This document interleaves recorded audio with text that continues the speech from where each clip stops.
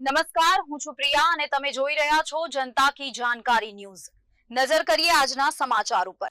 ધ્રાંગધ્રા શહેરમાં શિક્ષણ ક્ષેત્રે વધુ એક મહત્વપૂર્ણ સોપાનરૂપ બની રહેલા સ્વસ્તિક શૈક્ષણિક સંકુલનું ભવ્ય ઉદ્ઘાટન સમારોહ યોજાયો હતો। આ પ્રસંગે ગુજરાત વિધાનસભાના નાયબ મુખ્ય દંડક જગદીશભાઈ મકવાણા, ધારાસભ્ય પ્રકાશભાઈ વરમોરા, પૂર્વ કેબિનેટ મંત્રી આઈ.કે. જાડેજા સહિત અનેક રાજકીય આગેવાનો, સાધુ સંતો, સામાજિક કાર્યકરો તેમજ શહેર અને ગ્રામ્ય વિસ્તારના મોટી સંખ્યામાં લોકો ઉપસ્થિત રહ્યા હતા।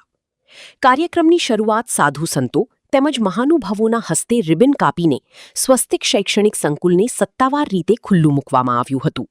સમગ્ર સંકુલને આકર્ષક રીતે શણગારવામાં આવ્યું હતું અને ઉદ્ઘાટન પ્રસંગે ઉપસ્થિત લોકોમાં ભારે ઉત્સાહનો માહોલ જોવા મળ્યો હતો। કાર્યક્રમ દરમિયાન સ્વસ્તિક શૈક્ષણિક સંકુલના મેનેજિંગ ડિરેક્ટર, ટ્રસ્ટીઓ અને શિક્ષણપ્રેમી આગેવાનો દ્વારા સંસ્થાના હેતુઓ અને ભવિષ્યની યોજનાઓ અંગે માહિતી આપવામાં આવી હતી। તેઓએ જણાવ્યું હતું કે આ સંકુલ માત્ર શિક્ષણ પૂરતું મર્યાદિત નહીં રહે, પરંતુ વિદ્યાર્થીઓના સર્વાંગી વિકાસ માટે પણ કાર્ય કરશે। આધુનિક શિક્ષણ સાથે સંસ્કાર, શિસ્ત અને રાષ્ટ્રપ્રેમના મૂલ્યોનું સિંચન કરવામાં આવશે તેવી પણ ખાતરી આપવામાં આવી હતી। ઉદ્ઘાટન સમારોહમાં ઉપસ્થિત મહાનુભાવોએ પોતાના પ્રવચનમાં શિક્ષણના મહત્વ પર ભાર મૂક્યો હતો।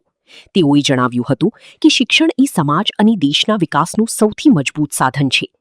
આજના યુગમાં ગુણવત્તાયુક્ત શિક્ષણ દ્વારા જ યુવાનો ઉજ્જવલ ભવિષ્ય બનાવી શકે છે। સાથે સાથે સમાજમાં શિક્ષણ પ્રત્યે જાગૃતિ લાવવા માટે તમામ લોકો આગળ આવે તેવી પણ અપીલ કરવામાં આવી હતી।